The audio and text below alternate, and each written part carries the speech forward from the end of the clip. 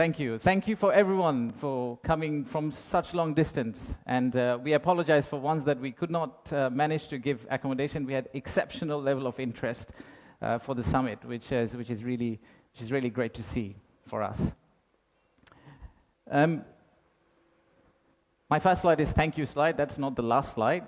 We just wanted to thank all of you for kindly coming and joining the summit. So the purpose of the summit is today, sitting in this forum, we would like to say that we are open for business, and we're really committed to win business from all of you. And to do that, we have already thrown Lutfi Siddiqui at you, not literally, but verbally. We'll also throw a Nobel Prize winner at you. We'll do anything to make sure that we win business from you. But first, I would like to take you to future. Let's think about a movie, Back to the Future. Let's go into that set and imagine that we are in 2035. In 2035, how would Bangladesh look like?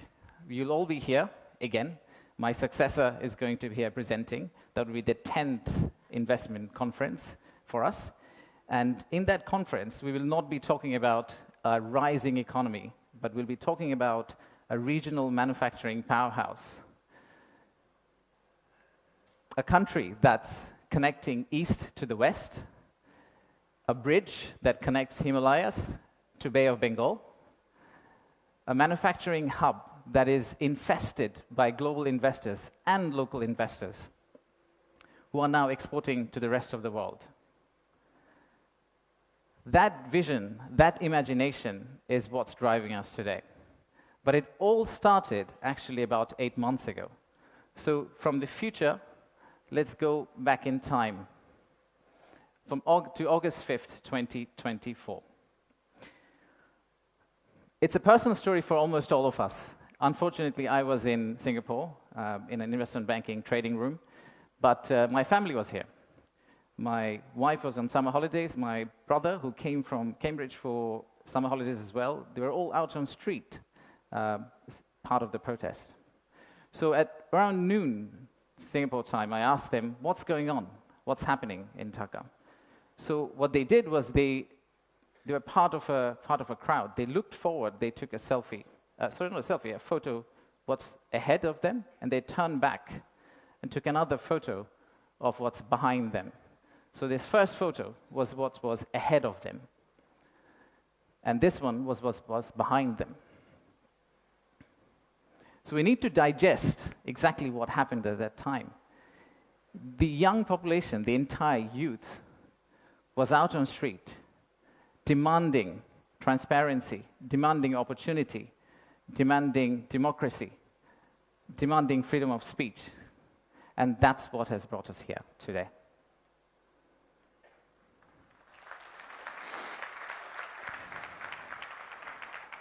So today, the expectations are very high. The young population of our country, they're global. Unlike us, they're used to tweeting, they're used to looking at TikTok and looking at Singapore and Bangkok, so they don't want Dhaka to be Dhaka 2.0. They actually want Dhaka to become Singapore and Bangkok in 5-10 years' time. So how do we get there? That's the expectation we have. How do we get to Singapore and Bangkok within 5-10 years? How do we unlock the energy that we got during the August Revolution? How do we harness that energy and convert it into employment generation and industrialization? The story for Bangladesh was always there. A lot of you already know about it. We have 180 million domestic market. We have a young population. Almost half of it is less than 25 years old. The middle and affluent class is about 35 million people, which is as big as the Malaysian total population. We have many, many other factors that has led to where we are today.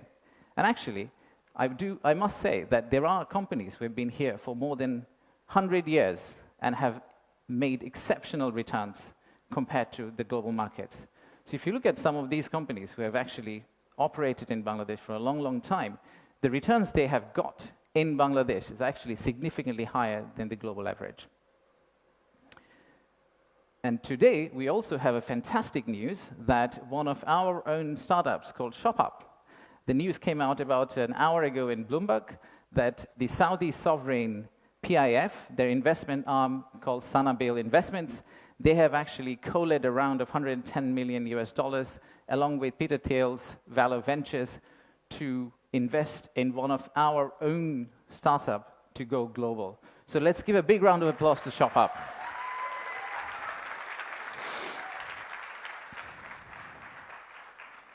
So that's today. That's today. So what's tomorrow? How do we go from here to the vision we had for 2035? So this $180 million story, or 180 million people story, is not enough. I think we need to redefine market. We believe the market is actually much larger. When we talk about market, we should be talking about a much larger regional market which you could potentially serve out of Bangladesh.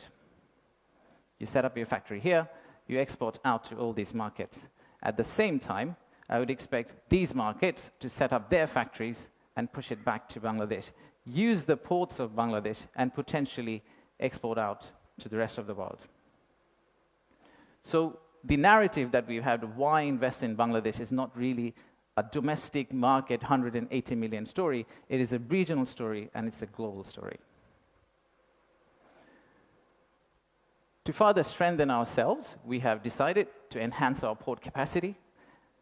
In Chittagong area, what you see now, we are actually tripling that within the next few years, which is essentially allow this region to consider Bangladesh as one of the biggest logistical hubs.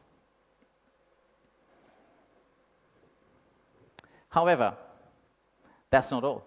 We need to do a lot more. So at the beginning of interim government's period, we actually decided to talk to more than 200 CEOs and entrepreneurs who actually are doing business in Bangladesh today. And we wanted to understand how can we convert our critics into our ambassadors. They are the only ones who could potentially bring business for us. They are the only ones who, if they've traveled abroad and say Bangladesh is a great place for business, that's when we are likely to get more investment. So we divided all their complaints into two groups, or the solutions that came out of their complaints. The list of challenges are very long. It's from the earth to the moon and back. But we whittled it down to a few action items, some of which are short-term wins, so some of that you see here, some of which are actually long-term policy reforms that we would like to also undertake and set the direction of travel for the country in the right course so that the incoming government, the next government, the political parties who come and start driving this economy, they can follow the same script for us. I'll give you a few examples. Let's start with, we talked about a true one-stop service. There are two elements of one-stop service. The first one is the human element, and then there is the digital element. In the human element piece, what we have decided to do is we are going to co-locate the primary agencies, the high touchpoint agencies for our investors in one location. So that instead of the investors walking around different ministries, and we have a lot of them in Bangladesh, they all come to one office and they end up meeting everyone. We've also decided, like banks, and I am from banking, I guess that helped, that we are going to set up a relationship management team under BIDA. What it would essentially do is, just like a corporate banking, relationship banking manager, he would hold hand of the investor and walk them around the landing process. Let's take another example. Our friends in National Board of Revenue helped us set up the authorized economic operator. It's essentially the green channel, or widely known as the green channel setup, where if you're a good customer, you are able to circumvent some of the custom checks and fast-track your process through the ports. That has been picked up as one of the biggest challenges that we have, the time it takes to go from your factory all the way to your customer. And finally, let me show you one more example of policy change. So as you all know, there are many government agencies. We also know there's private sector. The dialogue between private sector and government agencies has not necessarily always been the most collegial. So how do we break that apart? The first thing we need to do is to club the government agency into one. We need to show one face. We need to be one outfit for our customers, our investors, and then create a bridge between our private sector and the government of Bangladesh. So what we are planning to do is to set up a private sector advisory council that will actually counsel the head of state directly on a regular basis, essentially voicing the changes that they would want to drive the economy forward. So these are some of the examples of what we are planning to do. And if we are able to do that, we do believe that we will get to the end, the vision we have for 2035. Now, of course, there are many, many other factual reasons, statistics, tables, Excel files that I can share with you to tell you why you should invest in Bangladesh.